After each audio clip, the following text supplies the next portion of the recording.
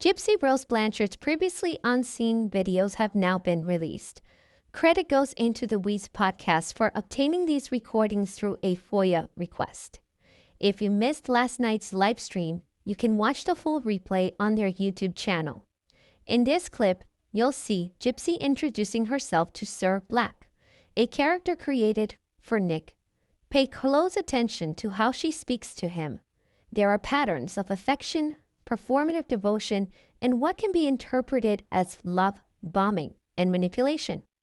I'll share my thoughts at the end, but for now, let's get into it.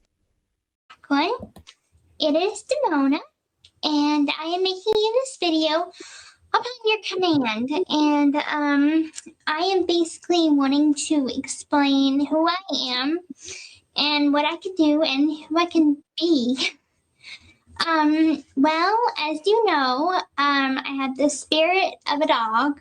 My former self was a dog, but now I'm inside. I have the spirit of a dog, but I'm in human form because I share a body with Gypsy, who is like a sister to me. So now that you're caught up, okay, where to begin? Well, to pick up where we left off on the topic that we were on, I am a slut, but I do have an evil streak. I can torture somebody. I can do anything except a few things, which is I can't hurt Gypsy's mother. Like, I can't physically harm her. And I can't Nick, because those two people are off limits. I'll take whatever punishment you may give me, but I can't. I just can't. If you want to beat me, beat me. If you want to hurt me, but just don't hurt Nick, don't hurt Gypsy, and I can't hurt Gypsy's mother. But besides those things, I'm limitless of what I can do. I can steal, I can torture, I could kill, just not those people. I sometimes like to drink, and I really, really, really like being naughty, as far as sexually naughty. That's one of the things that I'm best at. So that's kind of like what I'm wanting to talk to you about, is that I can be really, really, really sexual sometimes. Sometimes it's a little bit overwhelming. I overwhelm Nick. So that is something you might want to know, but I know that you are kind of the same way, so that's a good thing. And I wanted to talk to you about proving myself to you. If I can't prove myself to you that by doing evil, I'll prove to you by doing stuff to Nick. And one of the things that I can do is rape him. And which is basically taking him by force, actually holding him down, and having my way with him. Because sometimes, you probably know this yourself, but you don't want any chit-chat. You just in there, and you don't want to have any questions asked. So that would be fun for me. It would be fun to kind of be the dominant one, because I'm usually always the submissive one. So it would be nice to kind of expand and sort of try my hand out being the dominant one. As far as evil things that I can do, I can also, one of my skills, it's not really evil, it's just bad, is stealing. And that's the thing that I'm best at, along with being seductive. Those two things I'm best at. So I'll give you a couple of examples. Well, do you know what a barcode is? I bet you do.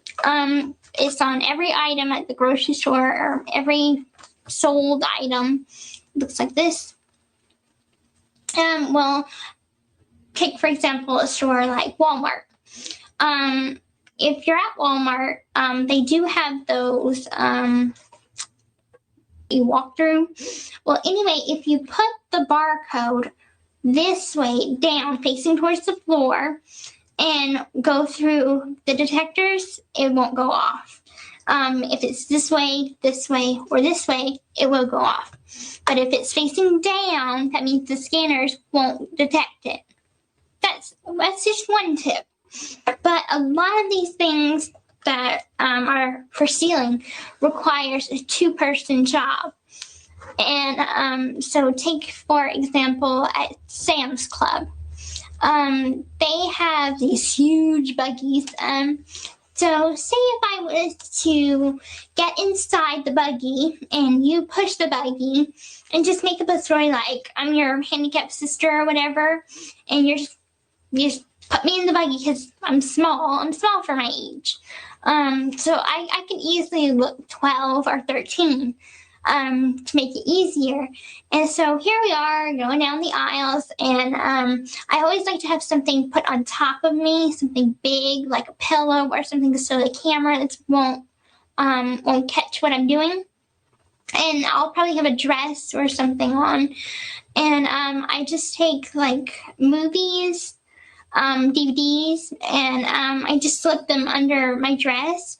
And we might buy like a soda or just some cheap item to say we bought something, and then we just and there we go, got a bunch of DVDs. Let's see what else. I also promised you, I made a deal with you that I would get you money, and I will stay true to that deal. There are plenty of ways to make money. I could go as far as even to go to a bar and, a guy might ask, hey, you want to have sex with me and I'll give you money for it? And I might say, sure, yeah. And go with him and then maybe drug him or whack him over the head with a bottle, take his wallet. But we have to play it smart. We have to be very careful what we do as a team and what I do, because it does take skill to not get caught. And so that's very important. We have to keep remembering that. As for your rules, I'll obey the rules that you have. I don't have the list in front of me. I have it saved on my computer, but I remember some of it. One was the last one was to get you money. By any means. Then I think it was something like, oh crap, I can't remember them offhand, but it was something like I have to give you deep throat for back talk, which I won't back talk. I'll listen to you and obey you as good as I can.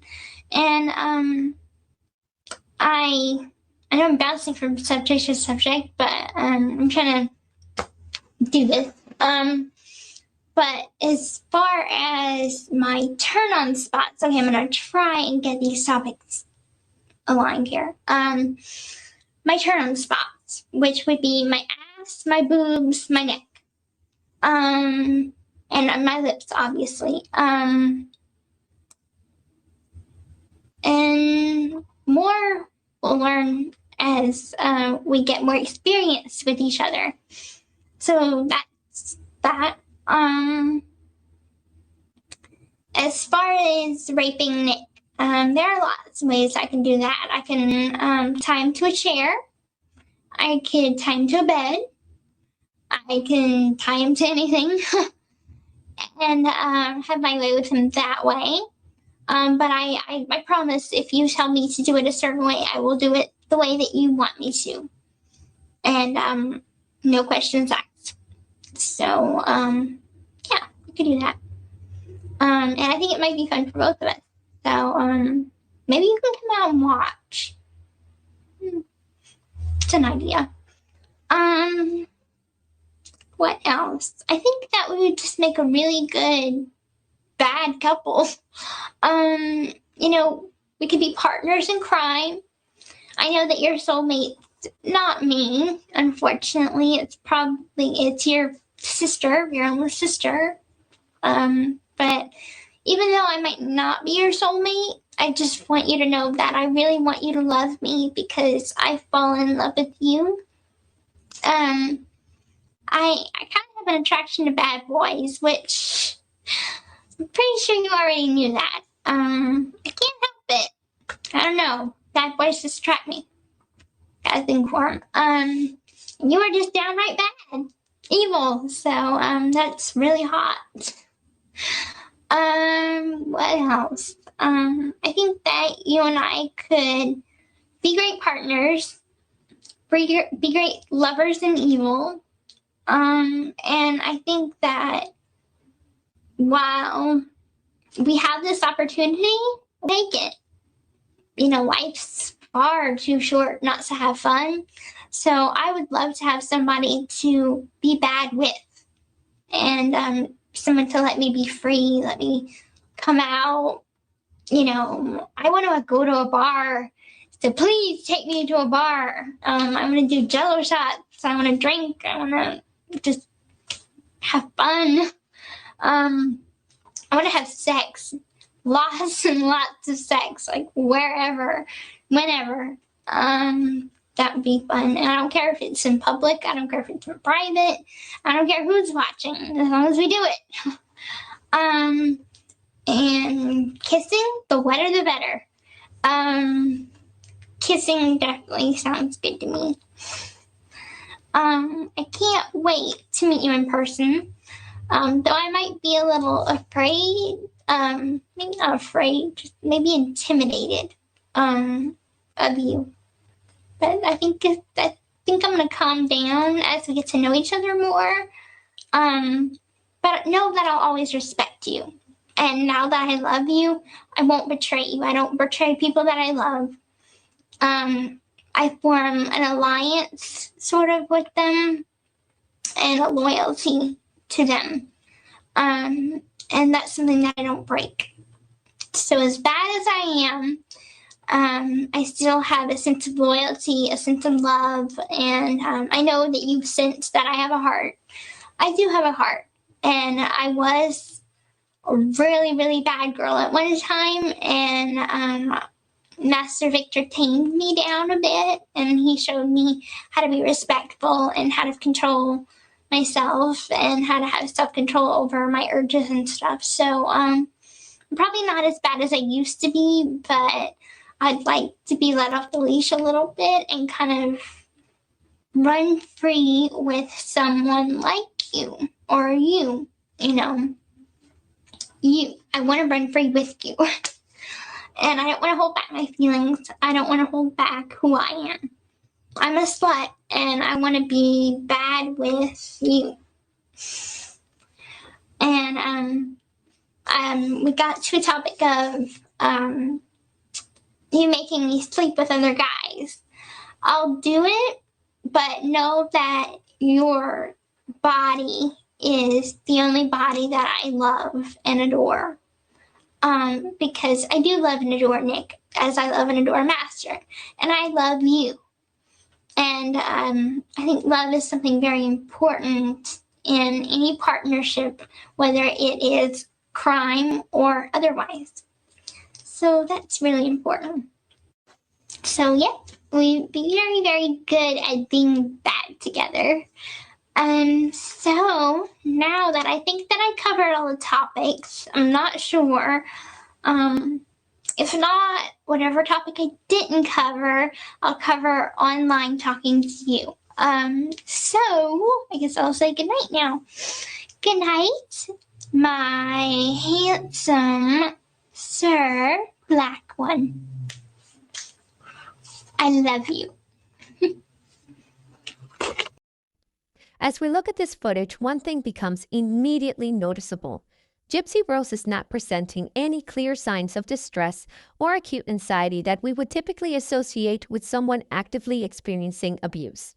Yes, she appears nervous, but that kind of nervousness is common for a young woman speaking to a man she's getting to know, especially in the context of a romantic or role-playing dynamic.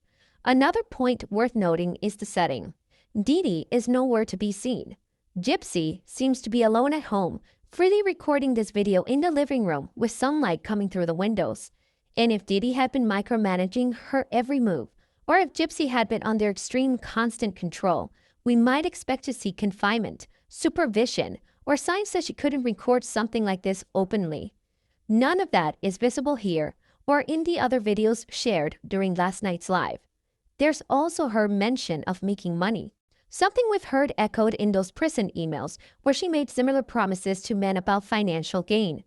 And then there are the darker fantasies she discusses, which raise even more questions about the narrative that had been widely accepted. So take a moment and ask yourself, does what we're seeing here align with the picture of someone who has been traumatically tortured by her mother and medical professionals? Or does it point to something more complicated, something that doesn't fit nearly into the established story? Let me know your thoughts in the comments section. I will be sharing more of these videos so people can take a closer look at the aspects of this case that have been often overlooked or misrepresented. Thank you for watching. Please share and subscribe to my channel.